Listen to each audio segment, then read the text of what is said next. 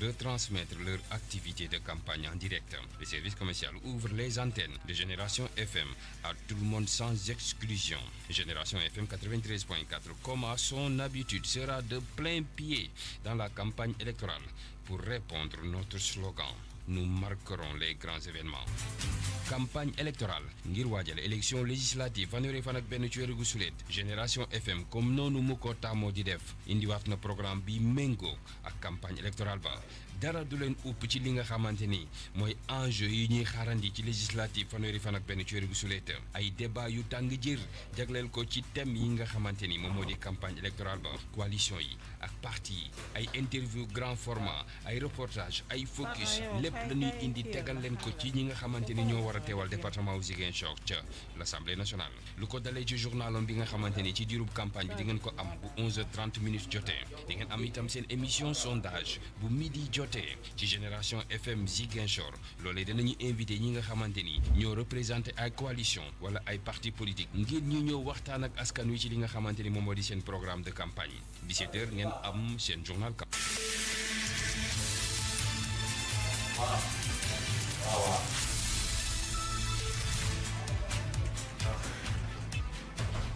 Bonsoir auditrices et auditeurs, merci de nous choisir sur la meilleure des bandes FM, la 93.4. Merci de nous suivre également sur nos bandes, nos plateformes digitales, Facebook comme YouTube. Vous êtes bien sûr dans votre émission fauteuil législatif. Aujourd'hui, nous recevons une dame de Yewwi Askan Wi, les candidates. Elle est aujourd'hui dans ce studio pour cette émission que vous présente votre ami et fidèle serviteur Amady Khalilou Diémé, Xavier Mendy et Abraham pour la digitalisation et Patrice Mendy pour la mise en onde de cette émission. Je rappelle que c'est une émission que vous pouvez suivre sur Facebook comme sur YouTube. C'est sur Génération FM la 93.4. mbokk yi di leen nuyu ko nekk si turam ak santam di leen fàttali comme ni ngeen koy defee saa su ne tey yéen a ngi déglu seen émission fauteuil législative ak donc seen natango seen xarit seen doom Amady Khalilou Diémé ànd si ak samay collaborateur ki nga xam ne moom mooy Xavier Mendy nekk si digital bi ànd ak Abraham fële si technique bi Patrice Mendy moo nekk si mbir mi tey ñu recevoir suñu gan ku jigéen la nekk candidate pour coalition de l'opposition bi nga xam ne mu ñu duppee Yewwi Askan Wi ñu bàyyi la rek nga wax ñu sa tur ak sa sant ak kan mooy justement jigéen bi nga xam ne moom la ñuy wuyoo si moom mooy wuyoo si turu Alimatou Sidibé. Voilà, bonsoir tout le monde maa ngi leen di nuyu di leen ziar di leen sant di leen gërëm di nuyu Khalil mi nga xam ne moom ma invité tey fii si plateau bi. di nuyu askanu Ziguinchor askanu Sénégal di jiital aussi si nuyu bi samay leader ñi nga xam ne ñoom ñoo ñu tax di xeex tey di nuyu aussi ki may àndal chaque fois di dem sur le terrain muy l'honorable Guy Marius Sagna. Donc man maay madame Oulimata Sidibé di candidatu Yewwi Askan bi ci niveau ci département bi may jàngalekat aussi di yëngu aussi ci côté religion bi côté social et tout. Voilà yow fa ngay yëngatu balaa ngay doon candidat ñu tànn la nga doon candidat tey mën nga ñu wax lan moo waral sa engagement politique. Merci beaucoup. Khalil li tax ma engagé wu politiquement c'est vrai que auparavant dama ne woon damay bàyyi activité politique mais quand j'ai vu naître le président Ousmane Sonko ma koy déglu à travers les médias les réseaux sociaux mais may déglu ces messages nu muy convaincre nit ñi ma xool ko ba xam ne que vraiment kii Sénégal kii la soxla c'est en ce moment que je me suis engagée entrer au terrain politique. Donc boobu ba léegi ma dugg ci mbir bi ndax politique moom xam nañ ne que bon dafa am nit ñi fuñ ko teg mais avec notre président Ousmane Sonko moom feneen lay dafay woote politique autrement donc politique autrement boobu ñun tey looloo waral ñu jóg mën a ànd ak moom ñu gunge ko sur le champ politique. tey nga doon candidate parmi tant d'autres candidats yow ñu tànn la nga nekk candidate nga commencé li nga xam ne loolu mooy campagne électorale bi buñ ko tijjee wante am na lu bëri li nga xam ne amoon na xewoon na fi bi ñu bëri ñi nga xam ne yaakaaroon ngeen dinañ doon seen candidat bokk ci élection yi bokkuñu tey soo naroon apprécier situation politique bi ci Sénégal lan ñuy wax. Bon tu sais que nit ñi parfois dañuy woote politique mais du doon lu ñu gëm mais man je crois que ñooñu waxoon ne na que lii la gunge nit ñi ba ci kanam ñu dellu ginnaaw man je pense que ñooñu nekkuñu seen logique ou bien peut-être ils étaient pas engagés donc man dama ne booy def dara booy jëlee engagement pour def quelque chose non seulement déjà da nga am gëm-gëm bi il faut nga gëm loolu li la tax a jóg di xeex boo ko gëmee ba pare nga jël engagement bi dem ci ba mu jeex mais je vois que tel n'est pas le cas mais ñun ce n'est pas le cas chez nous ñun déjà on est convaincu d'abord pour ñu mën a engagé wu pour dem sur le champ politique. wante péripéties yi am ba tey jii ki nga xam ne moom mooy seen leader Ousmane Sonko daanaka liste bi nga xam ne moo ko jiit liste boobu la liste des titulaires dañ ko génne teg ko fële ñu ne bokkul à cause justement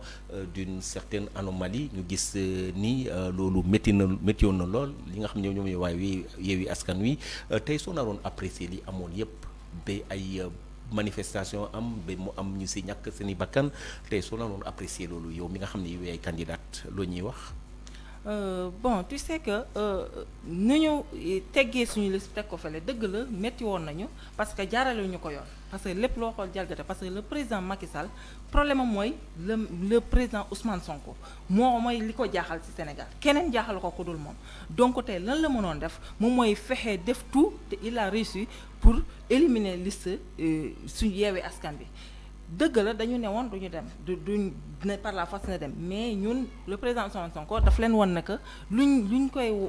ñuy teg ci daram loolu amul maanaam dañu ne il est violent tel n'est pas le cas da leen woon ne que je ne suis pas violent tey askanu Sénégal moo ko ñor boobu moo waral tey mu dellu ginnaaw parce que tey jëloon na décision te dañu naan ànd ak moom ci décision quel que soit alpha quelle décision bu mu jël dañ ciy ànd ak moom mais bu mu wootee ne askan bi moo ko ñor askan bi li ma bëgg mooy ñu jël recul ñu xool lii ak lii parce que y avait l'approche des événements donc mu jël recul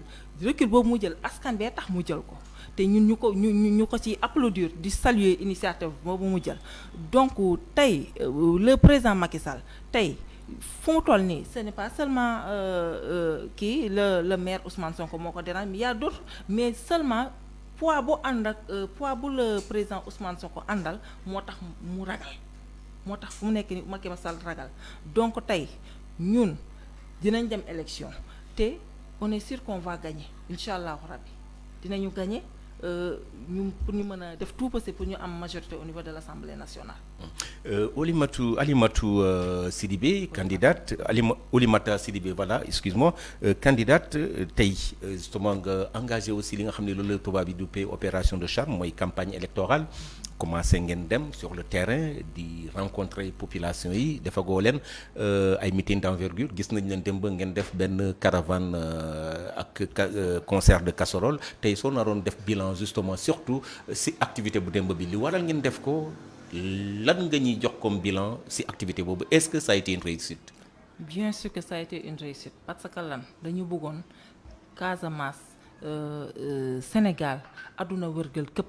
gis na que ñun dañuy fàttaliku le 17 bi nga xam ne ci la ñu reyoon suñu doom yooyu ñaari doom yooyu donc jour bi dafa jot dëgg la nous sommes en période de campagne mais on s'est dit pourquoi pas Guy Marius Sagna ma koy féliciter aussi ci initiative bi nga xam ne ci moom la jóge pourquoi pas ñu célébrer ko ñu def ko anniversaire donc jour boobu au lieu que ñu jël ay musique di wéy di tëgg di kii non on s'est dit que dinañu déparé terrain Diatir ñëw ba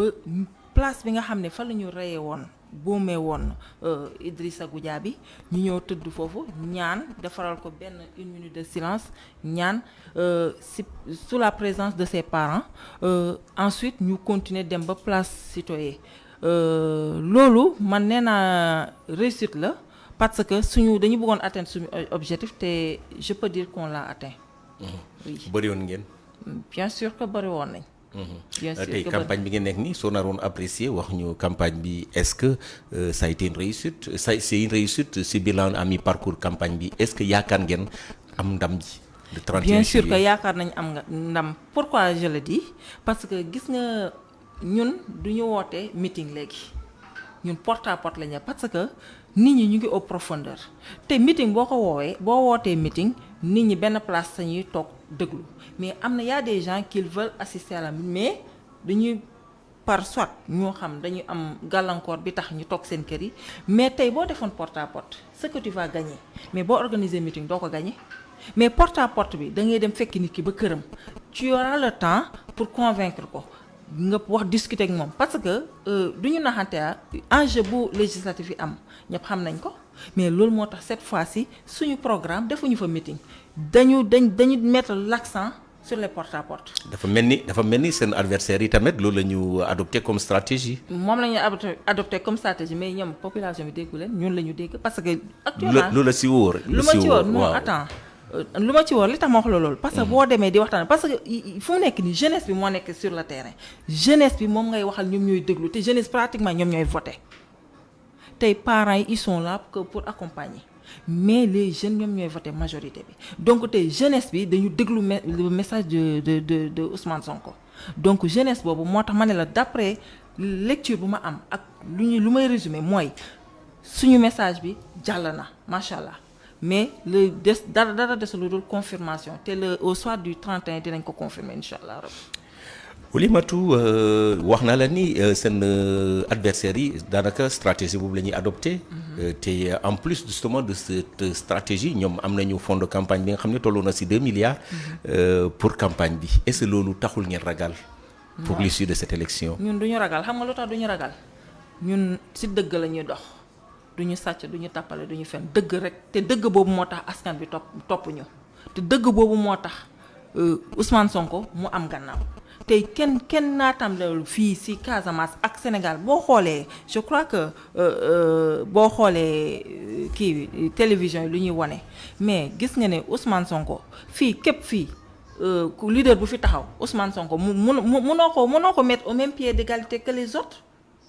donc à travers ça rek Ousmane Sonko fu mu taxaw parce que ñëpp xam nañu fu mu nekk ni moom moo mën a génnee Sénégal ci problème yu mu nekk ni ñoom li ñuy wax ay dañuy yor xaalis mais xaalisu dëkk bi la ñuy tibb nii di ko campagne parce que yow xam nga ne ku ñàq sa ñàq nga ñëw jël ko mënoo ko jël li nga ñàqee jël ko di ko pasare ni tey xaalisu population bi la ñuy jël di ko fowe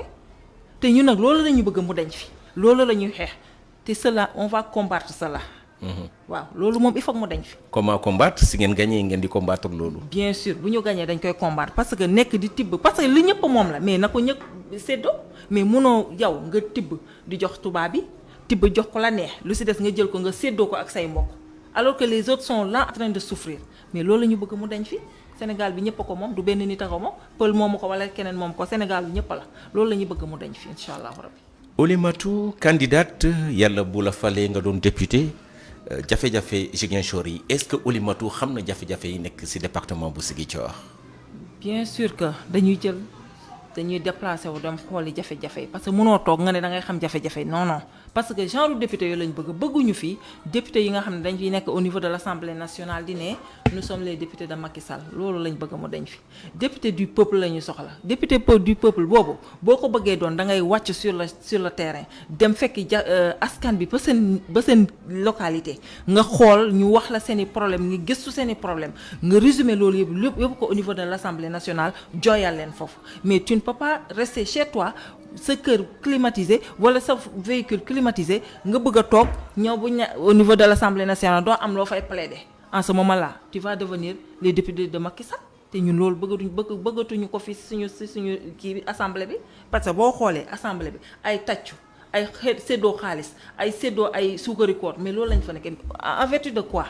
alors que la population est là en train de souffrir loolu lañ bëgg mu dañ fi moo tax moom mooy suñu combat man incha allahu rabbi ak Guy Marius Sagna ak keneen candidat Yewwi Askan Wi ak wàllu loolu mooy doon suñu combat incha allah bu ñu yàlla defee ñu doon ay député dinañu wàcc sur le terrain.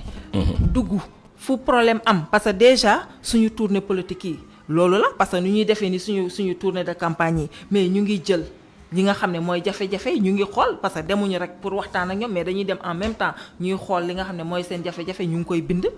lépp li nga xam ne fekk nañ fa comme problème mais loolu la ñuy jël un jour le jour que ñu teg ñu fii mais yooyu yëpp ay problème li nga xam ne da nga koy ay loi la ngay proposer ay loi pour ñu voter ko.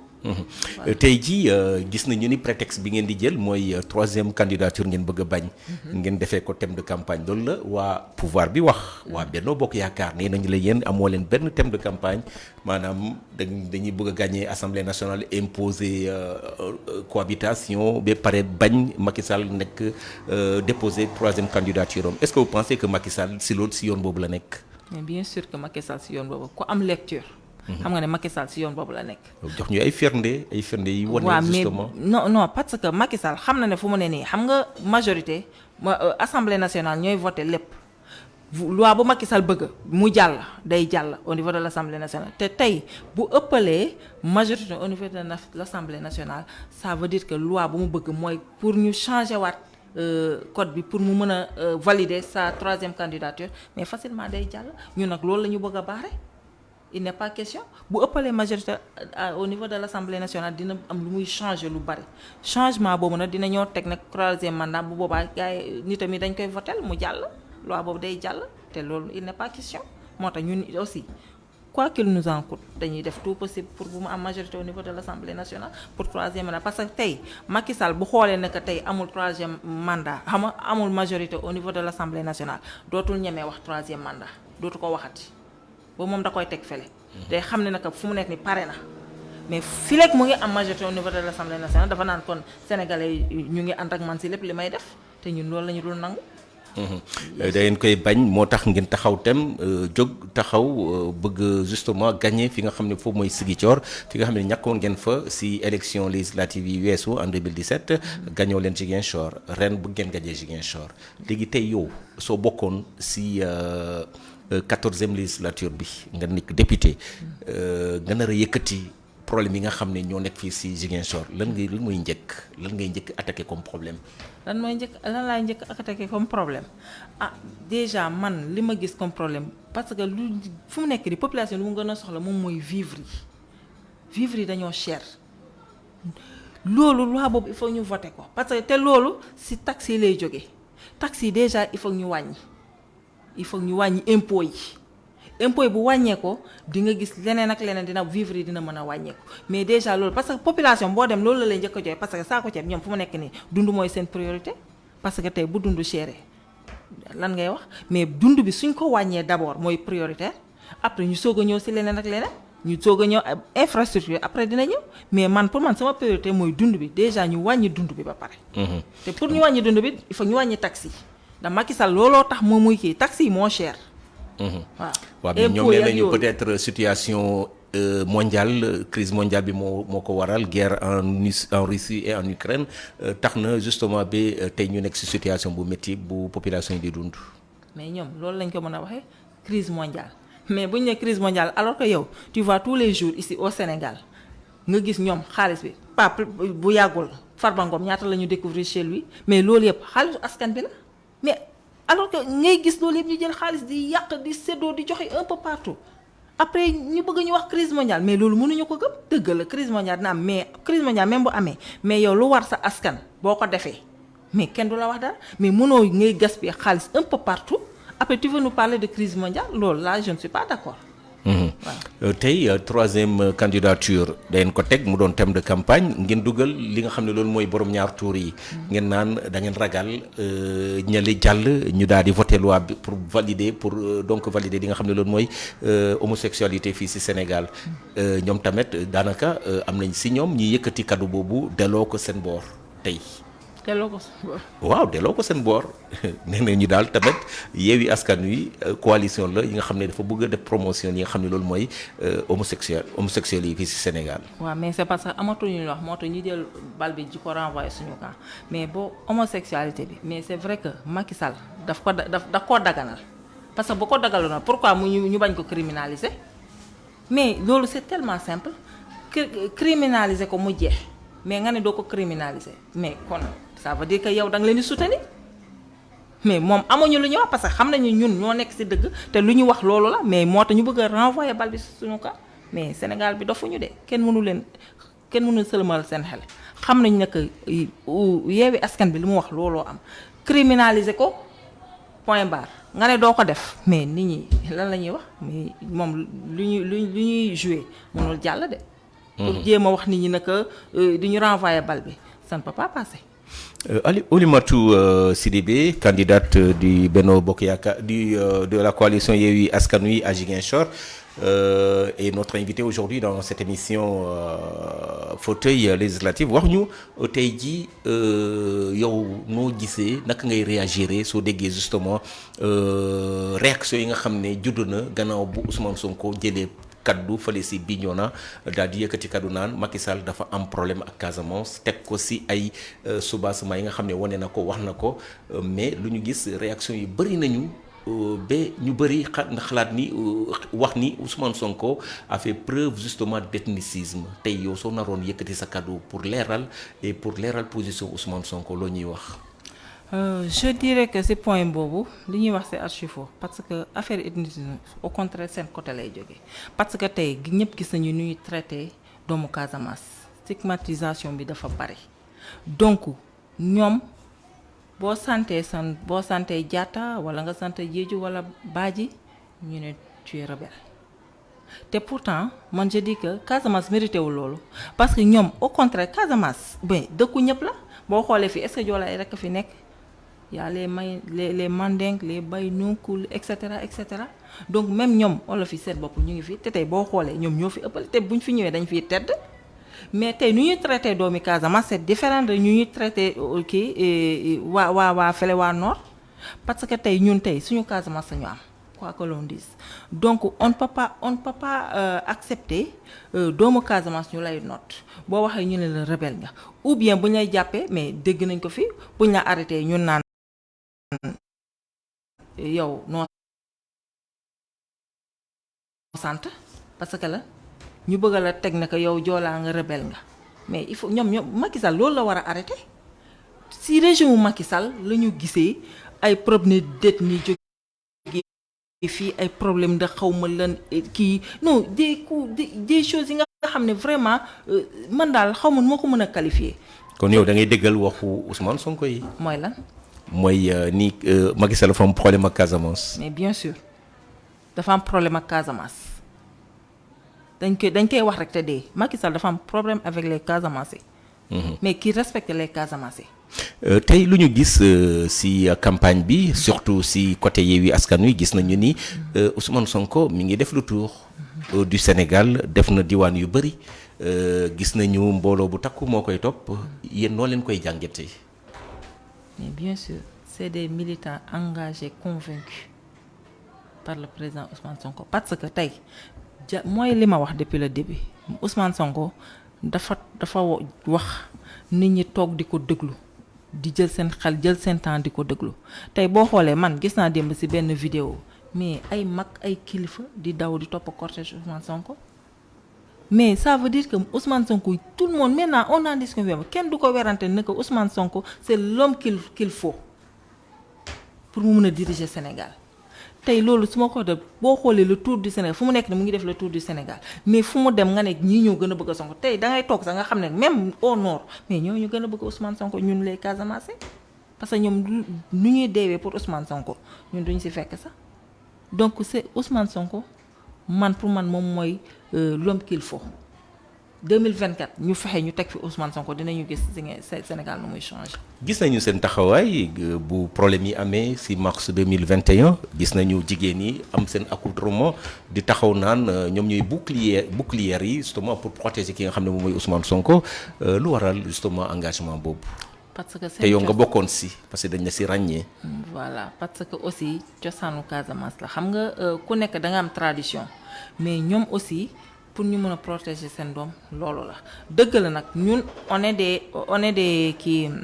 des militants de Pastef engagés des militants engagés mais tey ñoom bu ñu demee bay protéger seen doom ñun comme on est engagé te Ousmane Sonko lépp lu takk ci moom lépp xaw ma lu ko war a laal dañ koy baare donc ñun aussi dañoo engagé wu pour mener le combat avec les mamans là c'est pour cela ngeen gis ñu bu ñu jógee ñun dañuy jóg ànd ak ñoom. c'est pas parce que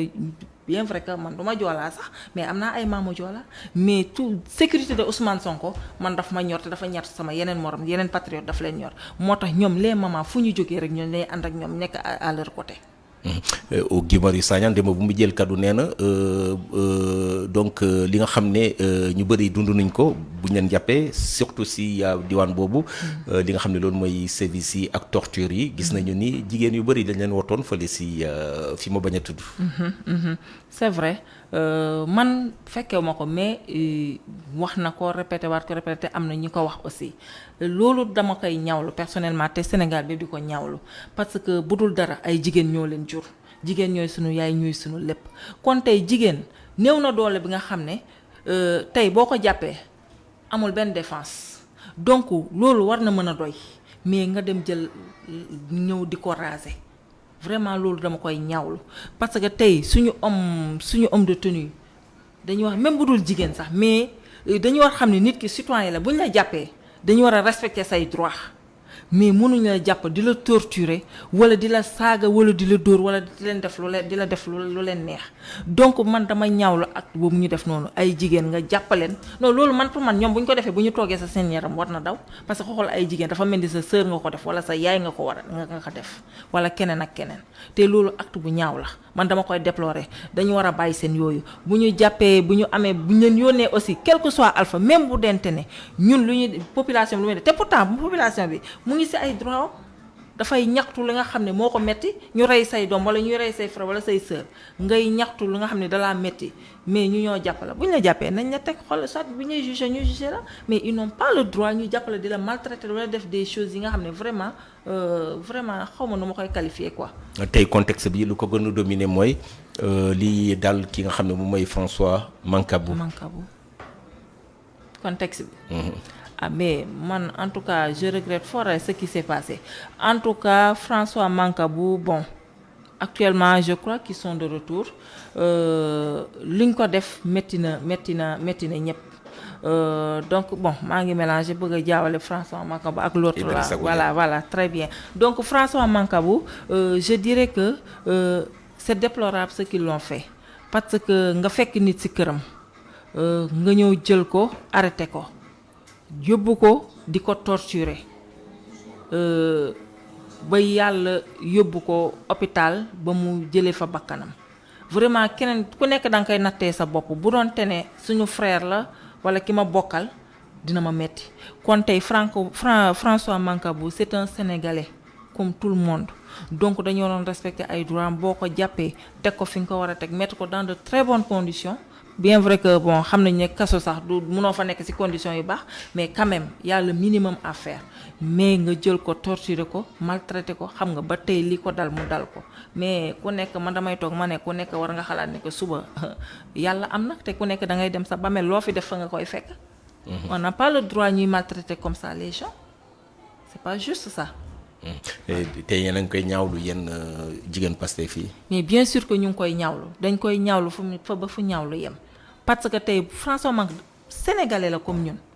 waxu parce que su ma nee Casamance dafay mel ni dama ko faral parce que il est Casamance comme moi mais dama ne doomu aadama la dañ ko war a respecter mais mënuma comprendre pourquoi ñu jël ko dugal ko ci kaso torturer ko yóbbu ko hôpital ba yow ba lal hôpital ñu ngi lay tuer sous surveillance ba yow sa jabar boo déggee jabaram bu muy wax sa yaram day daw ba sa jabar ñëw mënulaa gis mënoo wax nekk ak sa jabar am benn intimité peut-être il avait des choses dernières recommandations à faire mais est-ce que il l'a fait on ne sait pas mais donc man lii dama koy naqarlu jigéenu Pastef ba mu jeex coalition Yewwi Askan Wi sax laa yow ba mu jeex ñu ngi koy naqarlu.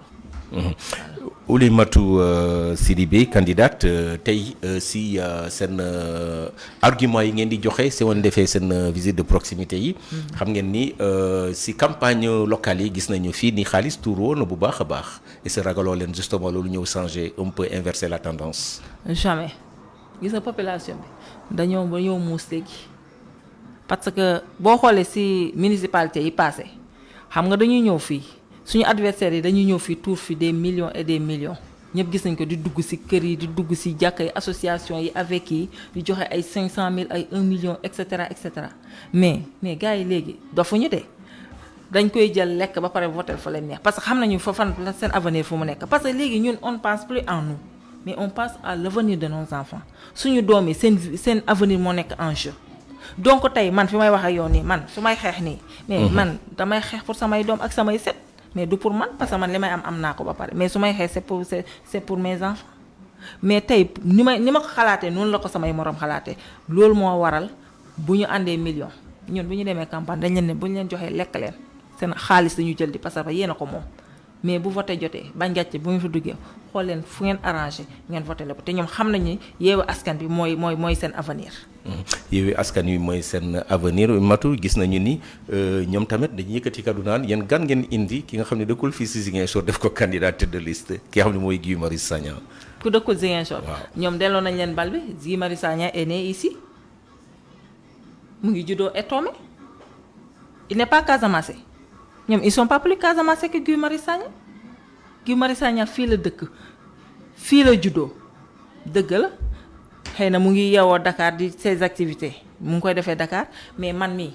je suis né ici j'ai grandi ici je travaille ici sama activité fii laa koy defee. c'est comme ñoom Moussa Diédhiou fii la juddoo fii la màggee fii lay defee activité am nii. waaw mais bien sûr c'est que ñoom ñoo yëkkati wax boobu. mais xam nga ñun tooguñu ñu naan mosoo ñu dégg benn yoon ñuy prononcé naan Moussa Diédhiou n'est pas né ici il n'est pas Casamance c'est que loolu wax bu yàqu la. fekk tollootuñu foofu politique yu yàgg yooyu loolu la ñu bàyyi ñun xam nga lu ñuy ñor fu mu ne ñun lu ñuy wax l'avenir du Sénégal mais toog fi ku ñu investir nga naan il n'est pas de la Casamance yeewoo fi juddoo fi non loolu politique terre à terre ñun dañ ko bàyyi ñoom c'est parce que dañoo amul ay argument moo tax ñuy véhiculer message boobu mais loolu ñëpp xam nañ ne est-ce que yow juddoo Casamance di yeewoo Casamance ak toog di défendre les Sénégalais ban moo gën mais fii Moussa Diédhiou ce que Guy Marius Sagna est en train de faire ici mais xaaj bi sax Moussa Diédhiou defu ko Guy Marius Sagna il est là en train de défendre les je ne dis pas les Casamance mais les Sénégalais fu problème am dañuy woo Guy Marius Sagna gis nga ko partout ci médias yi moo tax ñëpp xam ko parce que mu ngi fii pour défendre les causes des Sénégalais mais Moussa Diédhiou fan lañ ko xam. Ziguinchor mais Moussa Diédhiou pharmacien moo tax ñu xam ko moo tax mu siiw. non ak action sociale yu muy def. mais action sociale il n'est pas le seul mais Guy Marius Sagna lu muy def moo ëpp foofu lu Moussa Diédhiou di def parce que tey nga dem fekk ñu nga xam ne ñëw yu doole yi ñu di leen noot ñii ñuy jël seen suuf ñii ñu am problème de salaire ñii ñuy am leneen ak leneen ñu woo la un peu partout dans le Sénégal nga dem taxaw défendre cause boobu. di défendre seen cause ba li ñu bëggoon ñu am ko lan moo gën loolu bu ñuy wax affaire ku juddoo Casamance seen Victorine Ndeye boobu kan moo ko fi xam qu'est-ce qu'elle a fait pour Ziguinchor. rien du tout ma ne c'est pas parce que ma ne xam nga dafa toog xam nga c'est parce que fu mu toog fa la xaalis ne ñoom ñoo toog ci gouvernement bi ñuy sàcc xaalisu nit ñi moom la ñuy jël di verser waat la population mais Victorine bu mu doonul dara kan moo ko fi xam. lan la fi def au niveau de Ziguinchor ban acte la fi posé bu concret mais arrêtons de dire kon gan la quoi gan la loo ko ma ne defu fi dara Victorine Ndeye defu fi dara bu fi defoon dara xanaa Ziguinchor bi na fi gagné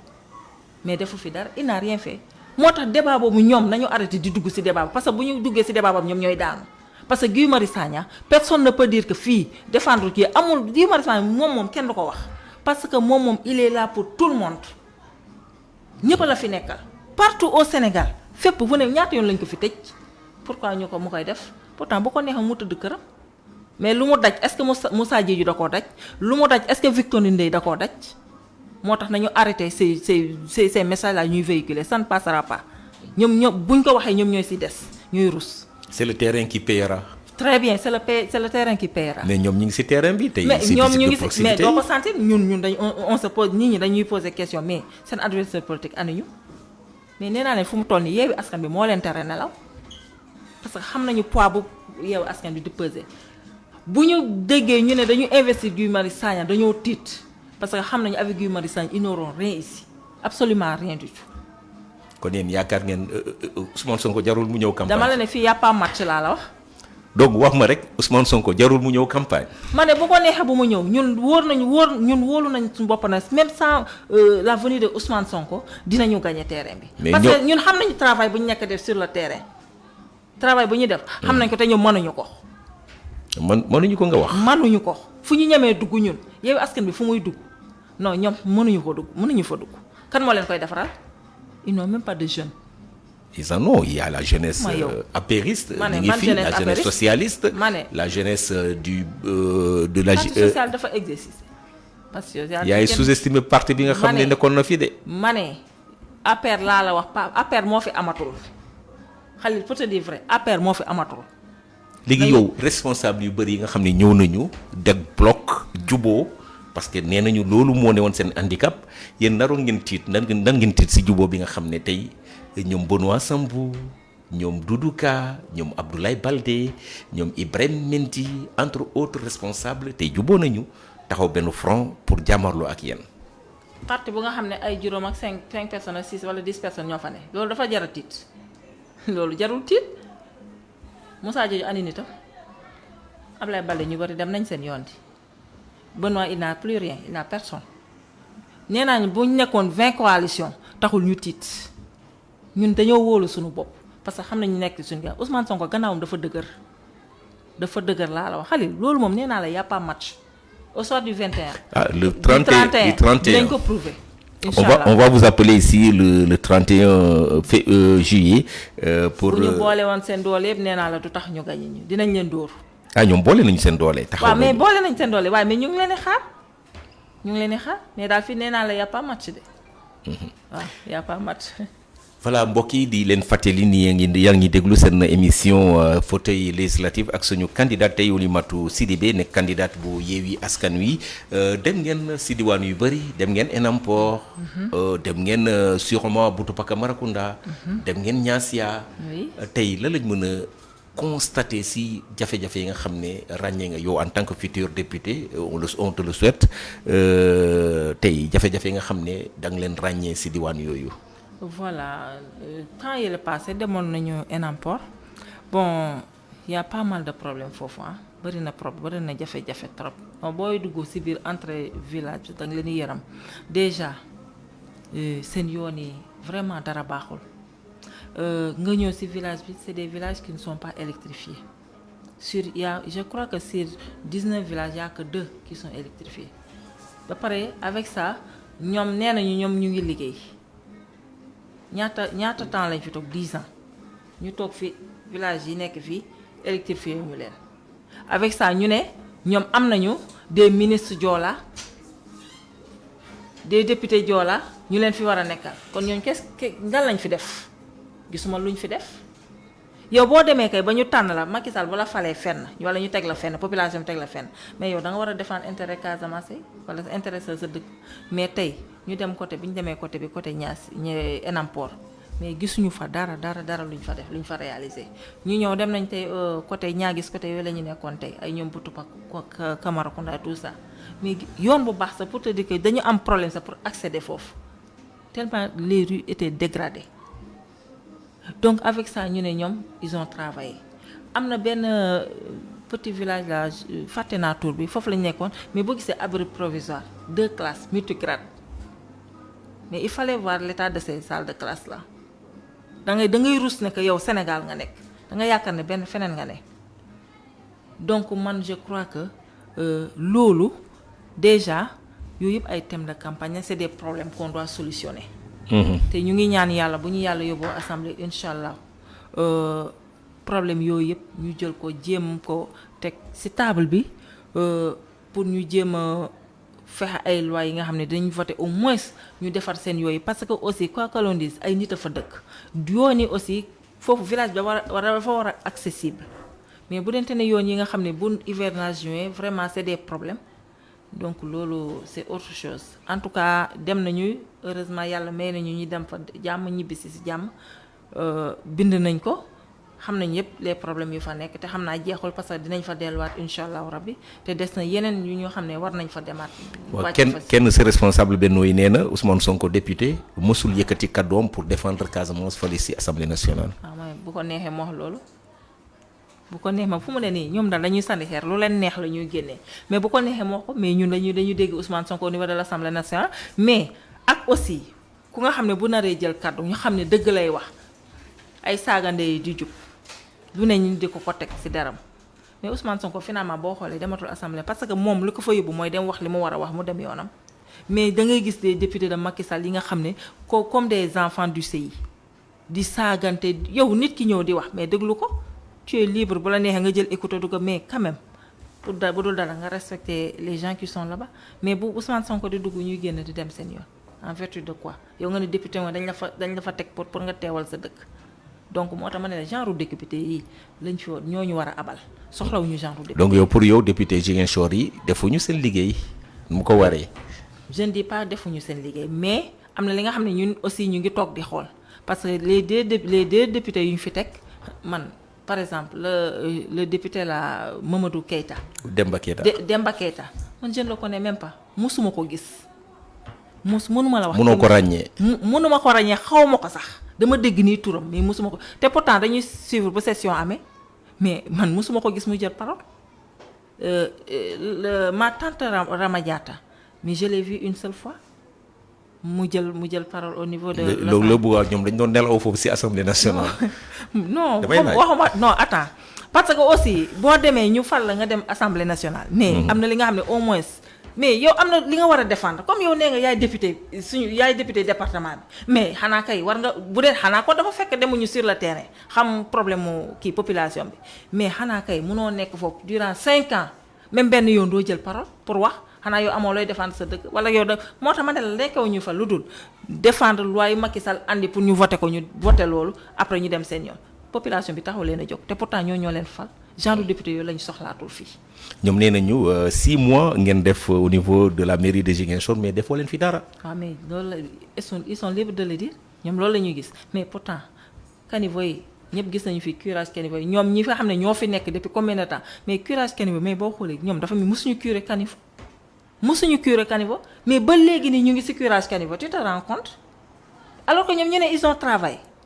caniveau yaa ngi nii xool ba léegi nii ñu ngi curer caniveau yi. maa ngi félicité de passage madame Dieynaba Fofana mi nga xam ne moom moo yor kii adjointe au maire mi nga xam ne moom moo yor hygiène publique ba léegi suñu jeunes yi ñu ngi engagé wu di wàcc sur le terrain di dem di curer caniveau ak ñoom qu'est-ce qu'ils ont fait ñoom fu doon te ne ñun dañu fi fekk ñoom ñu comme dañ leen relever est-ce que ñoom bu ñu leen fi fekkoon bu ñu curer woon caniveau est-ce que ñun dañu am problème bi ba heure bi c'est parce que ils n'ont rien fait. Ils n'ont absolument rien fait. à part curage bi loo leen def comme acte. mais à part curage mais ñu ngi ci liggéey bi.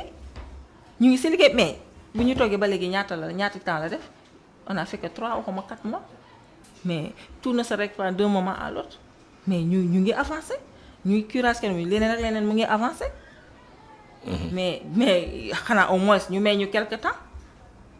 mais en tout cas ñu ngi liggéey. le président Ousmane Sonko mu ngi le maire avec Ousmane Sonko le meilleur reste à venir mun nañu wax loolu. bien sûr le meilleur reste à venir. en tout cas il est en train de travailler ça moom maa la ko fi man madame Sidibé man maa la ne le maire est en train de travailler. ñoom nee nañu bu rokk bi ngeen jiital mujjee na doon bu yokk xam nga bu yokk mooy sonn. xam nga boo liggéeyul dara. nga ñëw que la remplacer ñëw di liggéey. mais lan la da ngay rus doo am looy wax lu dul di ko sànni ay xeer mais ñoom curage kenn kan moo mais si je te dis que buñ fiy soog a ñëw mais plan de masse bi xaw ma. mais ñoom amuñu woon sax plan de masse pour curage des caniveaux yooyu yëpp amu fi mais loolu yëpp le maire Ousmane Sonko moo ko lijjanti camion yi amul camion bu baax ba mu fi fekk amul dara yooyu yëpp dafa mel ni da ko commandé tractopelle et tout y a rien ici voirie bi ngay gis y a absolument rien alors que ñu ne ñoom ñooy voté mairie bi am na budget boobu ay milliards ani budget boobu fan la ñuy dugal xaalis bi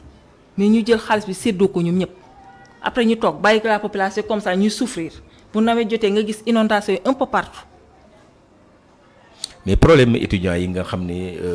tey dafa doon li nga xam ne tey dafa jéggi dayoo yi naan da ngeen ñëw rek bëgg en tout cas résilier contrat bi nga xam ne yàggoon na fi mairie dafa yàgg ak ñi nga xam ne ñoom ñooy étudiants yu bàyyeekoo si kii ci wax. mais ñoom problème étudiants yi ñoom ñoo si bëgg a dëggal seen loxo toujours opposants yi rek xam nga fu ñu fekk jàmm ñu ñëw bëgg fa andi li nga xam ne ay. problème des étudiants yi mosuñu am problème avec le maire Ousmane Sonko mais ñoom ñii ñoo bëgg a andi problème ñu naan contrat yi lii dafa am problème non moo tax c'est pour cela depuis Ousmane Sonko problème bi mu ne léegi c'est fini léegi ay bourse lay joxe parce que balaa yenn leneen di si juddu léegi mu arrêté loolu mu andi ay bourse léegi ay paye ay di fay ay appartement loolu da koy bàyyi léegi mu ñëw di leen les meilleurs étudiants mu di leen jox ay bourses mais ñun xam nañu seen loxo moo nekk ci biir moo tax tout récemment adjoint au maire chargé de ça génn def na benn sortie pour andi ay éclaircissement sur ça.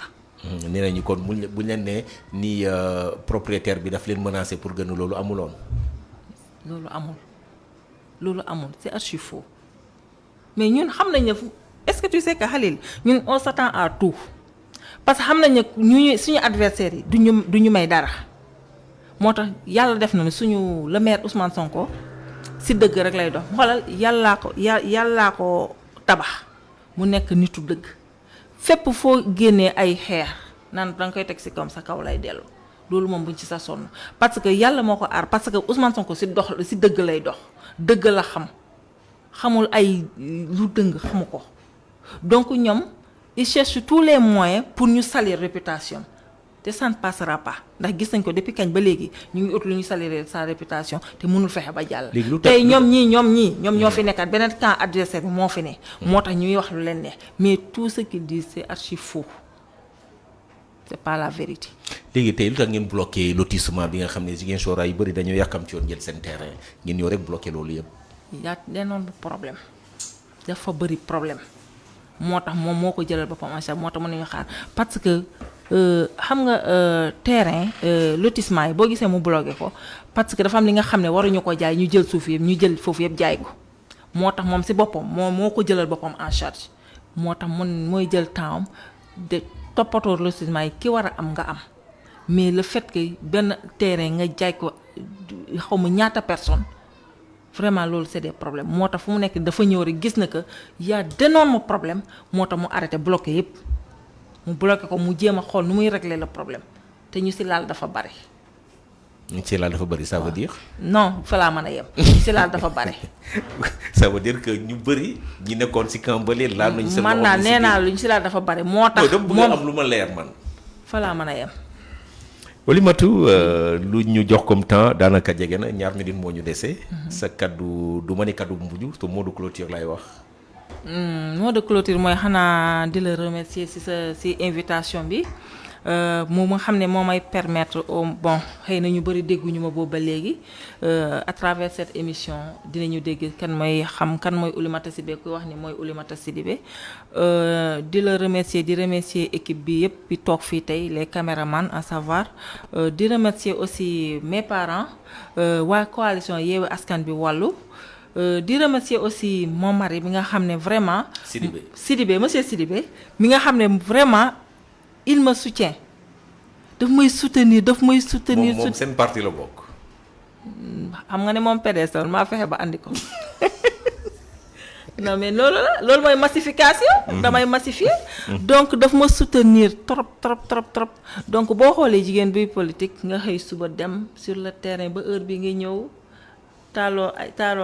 taajoo reer sax mu ne la demal nga ñëw sa émission nga ñëwaat kon kooku dama koy remercier bu baax di ko gërëm di ko sant di remercier képp ku nga xam ne mu ngi may dégg mu ñu daan déglu ci biir émission bi di wax rek di leen jéggalu wax bi bu dee dëng na ci man la bu dee jub na ci yàlla subhanahu wa taala bii politique la rek lañ daan waxtaanee voilà c'était pas pour offenser quelqu'un ou quelqu'une voilà en tout cas di la remercier encore. di la jaajëfal Oulimatou Sidibé ki nga xam ne tey moo newoon suñu invité si émission fauteuil législatif bu bés bi lundi si seen rajo Génération FM ànd si ak Amady Khalilou Diémé ñu ma si jàppale justement pour ngeen mun ñu seetaan suñu plateforme digitale kooku di Xavier Mendy ak équipe am ànd si ak Abraham ki nga xam ne xale bu am engagement la di nuyu kooku di Patrice Mendy fali si machine bi moo tax ngeen déglu ñu si rajo bi di leen nuyu yéen auditrices auditeurs yi nga xam ne yéen noonu teewlu ci émission bi di leen jox rendez-vous suba même heure même fréquence ak beneen invité ci fii ci plateau bi ak seen naataango Amady Khalilou Diémé. Auditrices et auditeurs, c'est la fin de cette émission. Merci de nous avoir suivis. Nous vous donnons rendez-vous demain mardi pour une autre émission. D'ici là, passez d'excellents moments.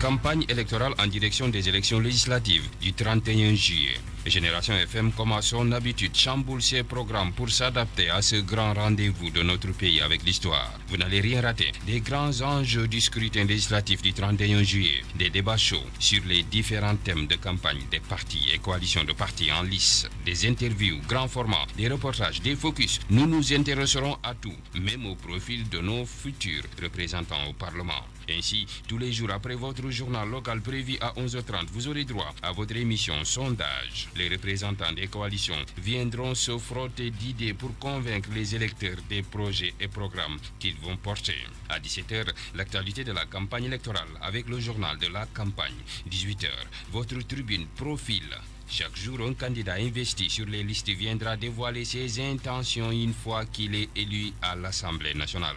Enfin, tous les jours à 22h, fauteuil parlementaire. Nos invités auront l'occasion de commenter l'actualité de la campagne électorale. Pour les coalitions qui désirent retransmettre leur activité de campagne en direct, le service commercial ouvre les antennes de Génération FM à tout le monde sans exclusion. Génération FM 93.4, comme à son habitude, sera de plein pied dans la campagne électorale pour répondre à notre slogan. Nous marquerons les grands événements. Campagne électorale, ngir waajal